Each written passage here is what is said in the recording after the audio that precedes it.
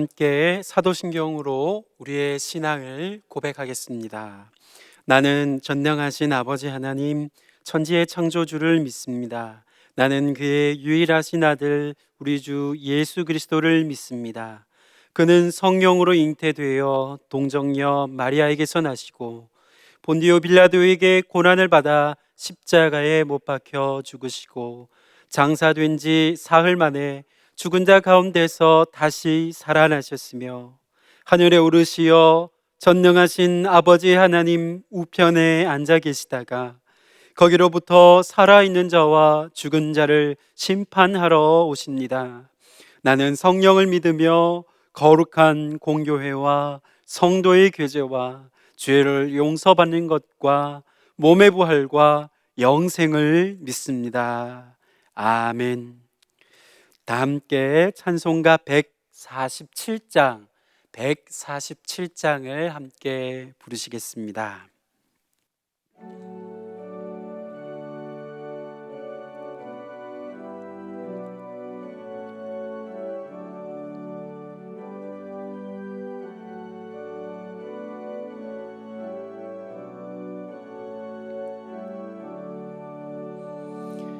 거기 너 있었는가 그때에 주님 그 십자가에 달릴 때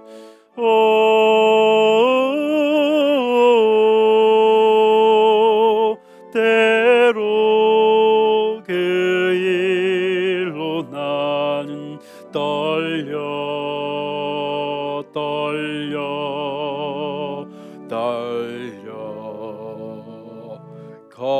거기 너 있었는가 그때에 거기 너 있었는가 그때에 주님 그 나무 위에 달릴 때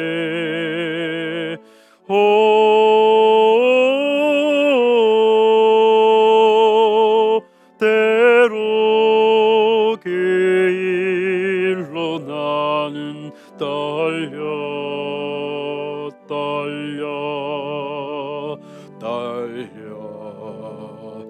거기 너 있었는가 그때에 거기 너 있었는가 그때에 해가 그 밝은 빛을 잃을 때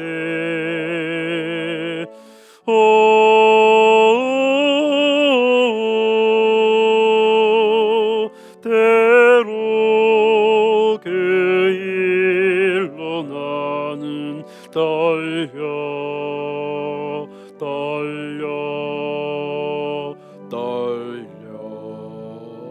거기 너 있었는가 그때에 거기 너 있었는가 그때에 주님 그 무덤 속에 누일 때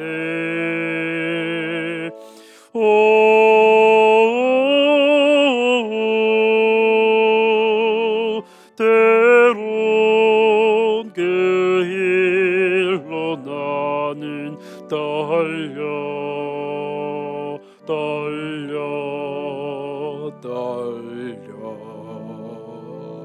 거기 너 있었는가 그때에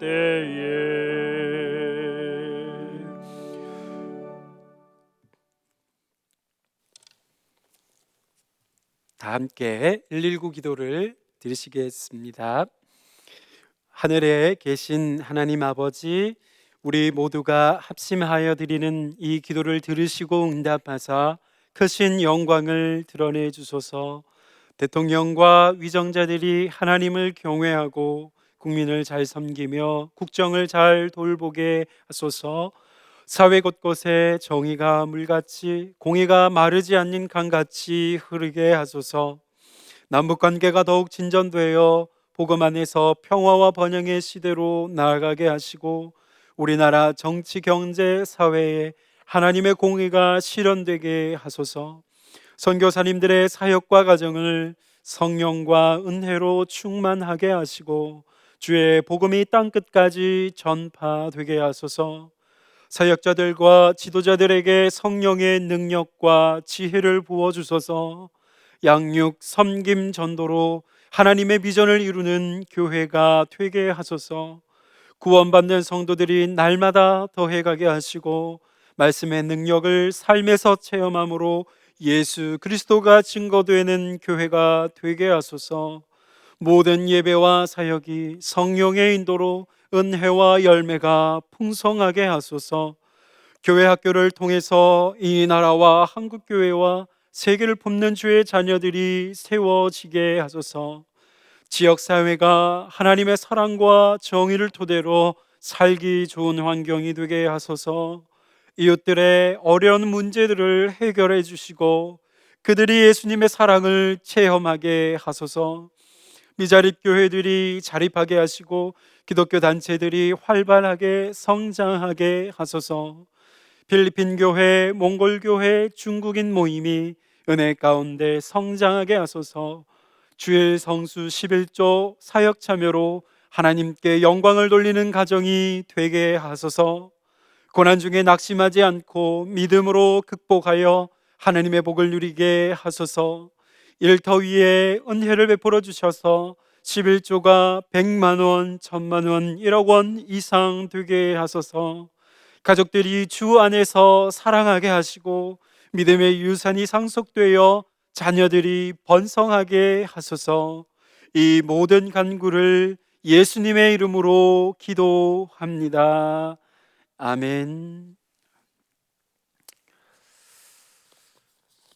하나님께서 이 새벽 주시는 말씀은 신약 성경 마가복음 15장 21절에서 32절의 말씀입니다. 제가 가진 성경 신약 82쪽에 있습니다. 마가복음 15장 21절부터 32절의 말씀을 봉독해 드리겠습니다. 마침 알렉산더와 루포의 아버지인 구레네 사람 시몬이 시골로부터 와서 지나가는데 그들이 그를 억지로 같이 가게 하여 예수의 십자가를 지우고 예수를 끌고 골고다라 하는 곳, 번역하면 해골의 곳에 이르러 모략을 탄 포도주를 주었으나 예수께서 받지 아니하시니라. 십자가에 못 박고 그 옷을 나눌새 누가 어느 것을 가질까 하여 제비를 뽑더라. 때가 제3시가 되어 십자가에 못 박으니라. 그 위에 있는 죄패에 유대인의 왕이라 썼고 강도 둘을 예수와 함께 십자가에 못 박으니 하나는 그의 우편에 하나는 좌편에 있더라. 지나가는 자들은 자기 머리를 흔들며 예수를 모욕하여 이르되 아하, 성전을 헐고 사흘에 짓는다는 자여, 네가 너를 구원하여 십자가에서 내려오라 하고, 그와 같이 대제사장들도 서기관들과 함께 희롱하며 서로 말하되 그가 남은 구원하였으되 자기는 구원할 수 없도다.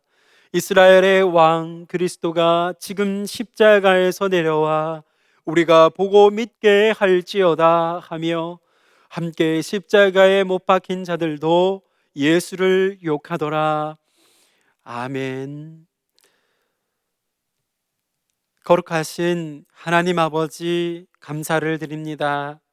오늘도 저희에게 새 날을 허락하여 주시고 주님의 말씀 속에서 고난주간을 보내게 하신 하나님 아버지, 성금요일 새벽 이 시간도 주님 앞에 먼저 나아감으로 하나님 우리가 살아가야 할 그 삶을 시작하기를 원하오니 주님, 이 시간도 말씀을 나누는, 그리고 말씀을 전하는 이 시간을 통하여 하나님의 놀라운 은혜를 받아 누리는 시간 되게 축복하여 주시옵소서. 성령 하나님께서 오늘도 이 시간도 인도하여 주시고 우리의 삶을 주장하여 주실 줄 믿사옵고 감사드리며 예수님의 이름으로 기도하옵나이다. 아멘.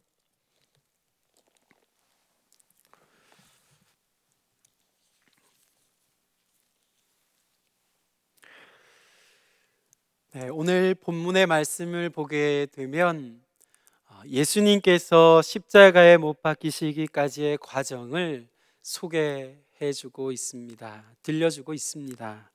그런데 그 과정을 크게 볼 때에 세 가지의 사건으로 묘사하고 있는 것을 볼 수 있습니다. 먼저는 예수님께서 십자가를 어깨에 지시고 가시는 그 과정에서 로마 군인들이 구레네 사람 시몬에게 억지로 그 십자가를 대신 지게 하신 일입니다. 예수님은 골고다에서 처형당하시기 위하여 그곳까지 십자가를 지고 가셔야만 하셨습니다. 그러나 이미 관저뜰에서 여러 차례의 채찍질을 당하셨습니다. 그런데 그 채찍이라고 하는 것은 그냥 가벼운 채찍이 아니었습니다. 아시는 대로 동물의 뼈나 또 쇠붙이가 붙어 있어서 한 번의 채찍질만으로도 살점이 떨어져 나갈 만한 그러한 채찍질을 당하셨습니다. 예수님은 그 때문에 십자가를 더 이상 지고 가실 수가 없는 상태가 되셨습니다. 강제 노역의 권리를 가지고 있었던 당시의 로마 군인들은 십자가를 대신 짊어질 사람을 물색하였습니다. 이때 알렉산더와 루포의 아버지 시몬이 이 일을 위하여 지명되었습니다.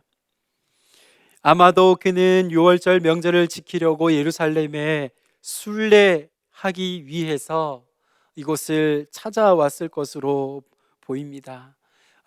구레네 사람인 이 시몬은 그래서 어쩔 수 없이 십자가를 대신 지고서 골고다 언덕을 오르게 되었던 것입니다.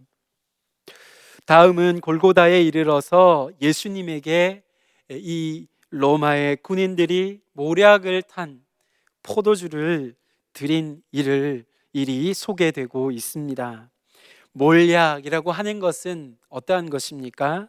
이것은 수술을 하거나 또 심한 고통에 있는 그러한 사람을 위해서 사용했던 그러한 마취제와 같은 것이었습니다. 극심한 고통에 시달리는 자에게 그 고통을 잠시나마 잊게 하기 위한 그러한 십자가형의 자비의 관행이었습니다.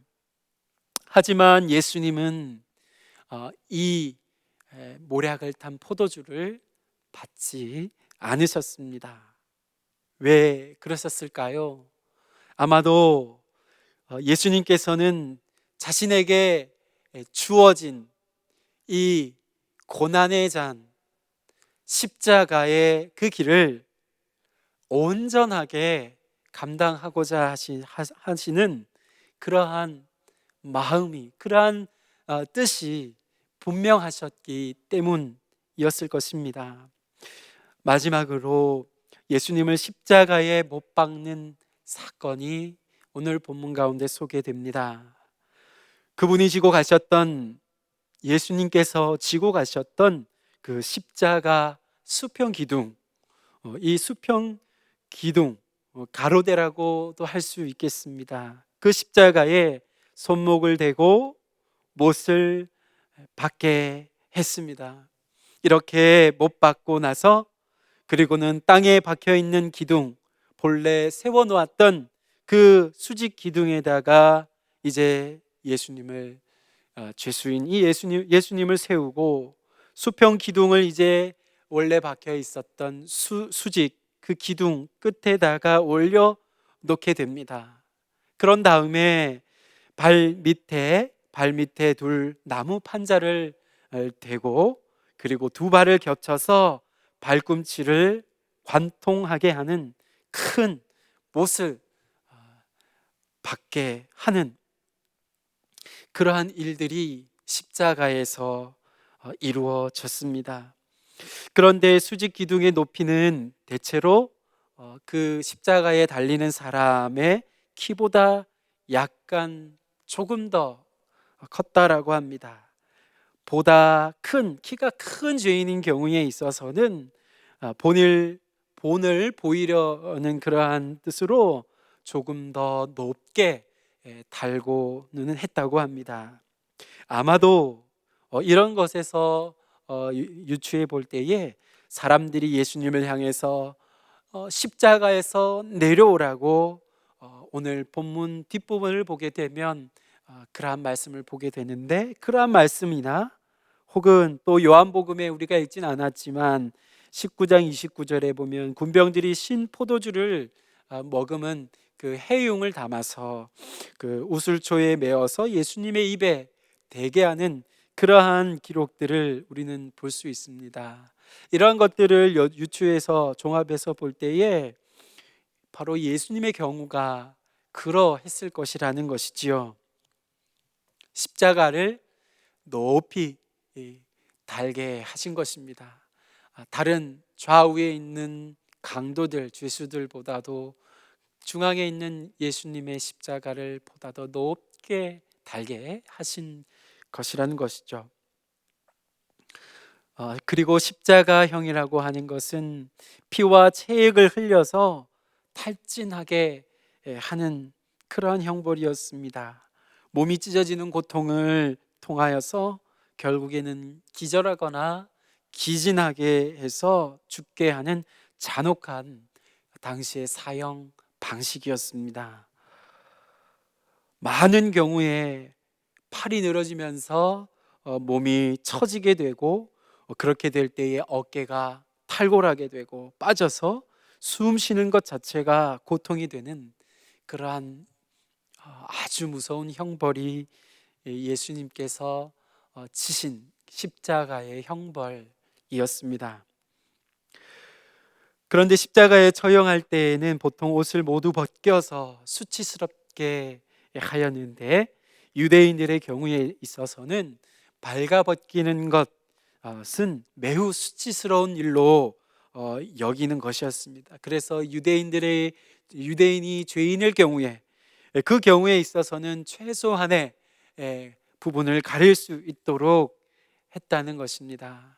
그런데 어떻습니까? 오늘 말씀에서 예수님은 그 옷을 이미 다 그 옷이 벗겨지고 그리고 제비 뽑겨져서 그 옷을 볼 수 없는 그러한 알몸으로 달리신 예수님의 모습을 우리는 보게 되는 것이죠. 이러한 모습들은 의인의 고난을 위한 탄식의 노래 가운데 한 부분인 시편의 말씀을 떠올리게 합니다. 시편 22편 16절과 18절 말씀입니다. 개들이 나를 에워쌌으며 악한 무리가 나를 둘러 내 수족을 찔렀나이다. 내 겉옷을 나누며 속옷을 제비 뽑나이다. 뿐만 아니라 예수님의 죄패에 쓰인 유대인의 왕이라고 하는 이러한 표현은 빌라도가 대제사장들의 고소를 받아서 예수님께 물었었던 내용이었습니다. 네가 유대인의 왕이냐? 라고 물으셨었지요. 그런데 그것이 그대로 예수님의 죄목이 된 것입니다. 하지만 이것은 역설적으로 엄청난 사실을 오늘 우리에게 그리고 온 세상 가운데에 선포하는 내용인 것입니다.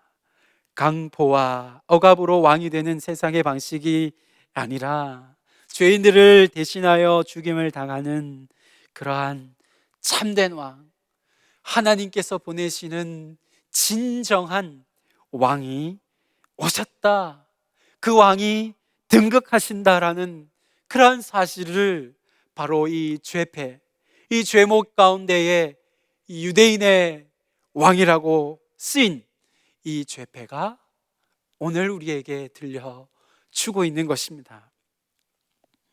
그러나 십자가 처형의 현장에 있던 사람들은 십자가에 달리신 예수님을 보고서 조롱했습니다.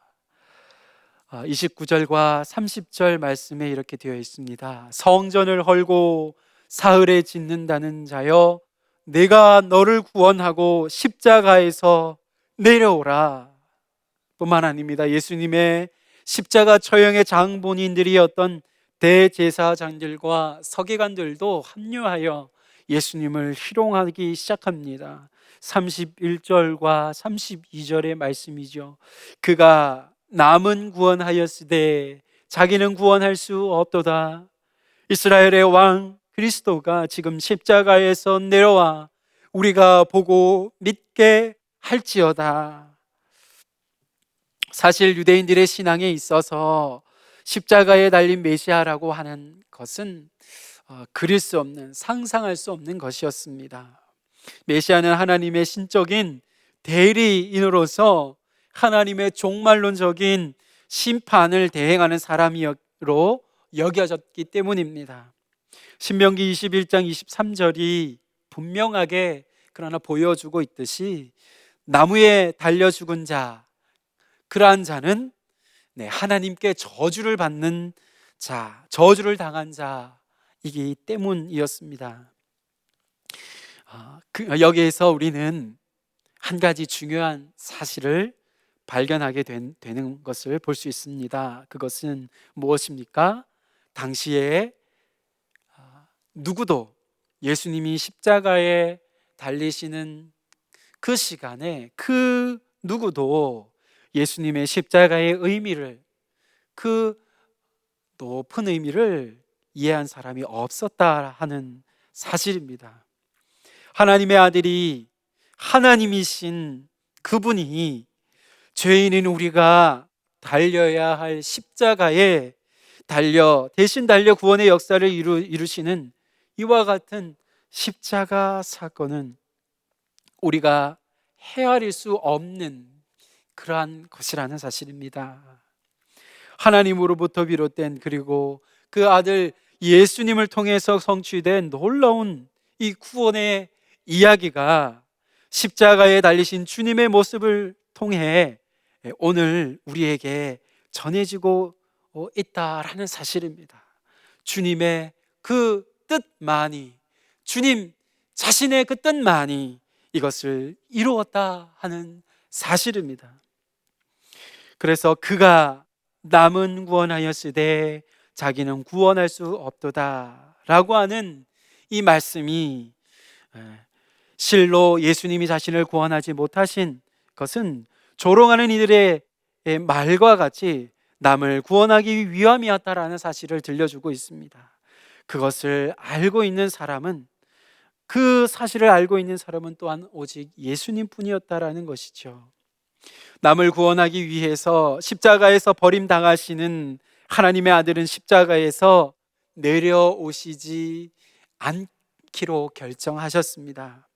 사람들이 내려와서 계속해서 그렇게 하도록 강권하였지만, 조롱하였지만 예수님은 그러지 않으셨습니다. 왜입니까? 십자가의 길은 세례받으신 후에 광야에서, 또 때로는 물러나셨던 모든 한적한 곳에서, 그리고 겟세마네에서 그분이 선택하고 헌신하신 길이었기 때문에 그렇습니다.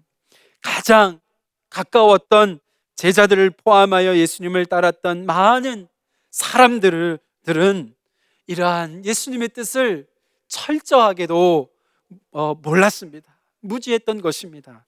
하지만 그러한 무지한 인간들을, 바로 그러한 우리들을 구원하시려는 하나님의 깊은 지혜와 그 놀라우신 뜻이 바로 오늘 우리가 보게 되는 이 십자가에서 찬란하게 빛나고 있다라는 사실을 오늘 말씀을 통해서 하나님은 우리에게 들려주고 계시는 것입니다. 십자가에 달리신 주님의 이와 같은 모습을 우리가 함께 묵상하면서 측량할 수 없는 하나님의 은혜 앞에 겸손하게 믿음으로 우리의 삶을 드리며 그렇게 순종하며 응답하며 나아가는 우리의 삶이 되실 수 있기를 바랍니다. 이 새벽 기도하며 더욱 주님의 길을, 주님의 그 십자가를 따르는 저와 여러분의 삶이 되실 수 있기를 귀하신 예수 그리스도의 이름으로 축원드립니다. 거룩하신 하나님 아버지, 감사드립니다. 고난주간의 성금요일을 여는 이 새벽, 십자가에 달리시는 주님의 모습 속에서 주님의 은혜가 얼마나 놀라운 것인지를 다시금 헤아리게 하시니 감사를 드립니다. 우리를 향한 이 놀라운 사랑을 위하여 십자가를 죽기까지 순종하셨던 성자 예수님으로 말미암아 자격 없는 우리들로 그 구원의 은혜를 누리게 하시고, 그 은혜를 힘입어 나는 할 수 없지만 그 주님의 은혜로 말미암아 주님의 길을 뒤따르는 지혜와 능력을 덧입혀 주시는 줄 믿고 감사를 드립니다. 주신 은혜 감사하며, 주신 은혜 감격하며 오늘도 믿음으로 응답하며 살아가는 믿음의 사람이 되게 하여 주시옵소서. 모든 것 주님께 감사드리며 예수 그리스도의 거룩하신 이름으로 간절히 기도하옵나이다. 아멘.